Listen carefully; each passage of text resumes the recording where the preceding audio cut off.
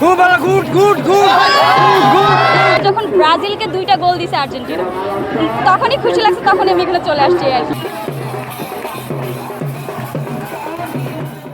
Argentina বনাম Brazil শুধু একটি ফুটবল ম্যাচ নয়, কোটি কোটি ফুটবল প্রেমীর আবেগের নাম। আর সেই চিরপ্রতিদ্বন্দ্বী দুই দলের লড়াই যদি হয় বাংলাদেশের কোনো স্টেডিয়ামে, তাহলে কেমন হয়? নোয়াখালীর শহীদ ভুলু স্টেডিয়ামে দেখা গেল তারই এক রোমাঞ্চকর দৃশ্য।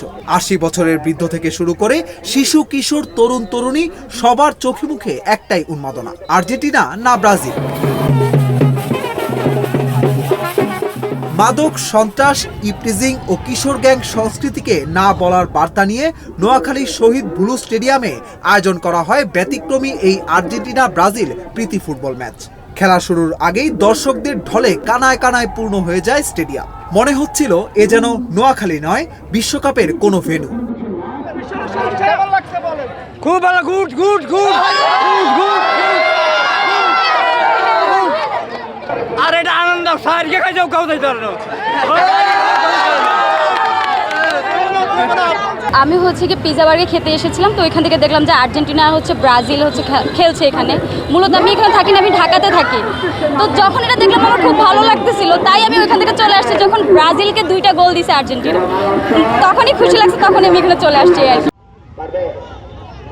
ম্যাচের শুরু থেকেই আক্রমণ আর পাল্টা আক্রমণে জমে ওঠে লড়াই।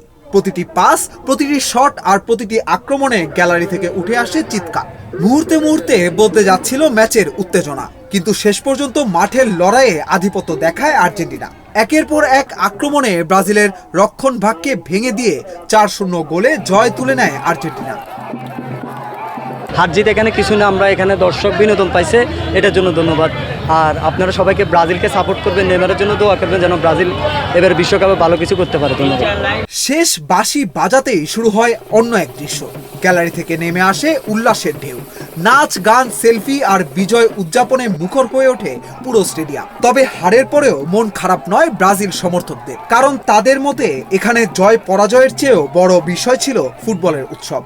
পারফরমেন্স দুই দলেরই ভালো ছিল, আর্জেন্টিনারও ব্রাজিলেরও, কিন্তু ব্রাজিল আজকে ভাগ্যক্রমে আর কি ভাগ্য খারাপ ছিল, এই জন্য হেরে গেছে। খেলার আয়োজকরা বলছেন তরুণদের মাঠমুখী করতেই তাদের এই উদ্যোগ। মাদক ও অপরাধ থেকে দূরে রেখে খেলাধুলার মাধ্যমে সুন্দর সমাজ গড়ার বার্তাই তুলে ধরা হয়েছে এই প্রীতি ম্যাচে। আমাদের মাদকের থেকে এবং অপরাধ জগৎ থেকে খেলাধুলার মাধ্যমে যদি আমরা সমাজকে ভালো করতে পারি, ভালো প্লেয়ার সৃষ্টি হবে। নোয়াখালী একসময় বাংলাদেশের সবার কাছে পরিচিত হবে ভালো প্লেয়ার সৃষ্টি হলে, এবং ভালো প্লেয়ার এসব খেলাধুলার মাধ্যমে অবশ্যই সৃষ্টি হবে। বিশ্বকাপ এলেই বাংলাদেশ ভাগ হয়ে যায় দুই শিবিরে, এক পাশে আর্জেন্টিনা, অন্য পাশে ব্রাজিল। কিন্তু মাঠের এই লড়াই শেষে আবারও প্রমাণ হলো প্রতিদ্বন্দ্বিতা আছে, আবেগ আছে, উন্মাদনা আছে, তবে তার চেয়েও বড় হলো ফুটবলের প্রতি ভালোবাসা।